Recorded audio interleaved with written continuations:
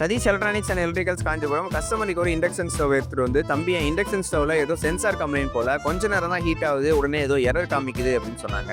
நானும் சென்சாரா அப்படின்னு சொல்லி திருப்பி பார்க்கும்போது தான் தெரிஞ்சிச்சு சுத்தமாக எக்ஸாஸ்ட் ஃபேன் ஓடவே இல்லை. நானும் ஸ்க்ரூ எல்லாம் கட்டிட்டு கஸ்டமர் கிட்ட எக்ஸ்பிளைன் பண்ணேன், உங்கள் அடுப்பில் சென்சார்லாம் கம்ப்ளைண்ட் இல்லை, எக்ஸாஸ்ட் ஃபேன் தான் போயிட்டு இருக்கு, அதை ரீப்ளேஸ் பண்ணாலே உங்கள் அடுப்பு சூப்பராகிடும் அப்படின்னு சொன்னதுக்கு அவங்களும் சரிப்பா அப்படின்னு சொல்லிட்டாங்க.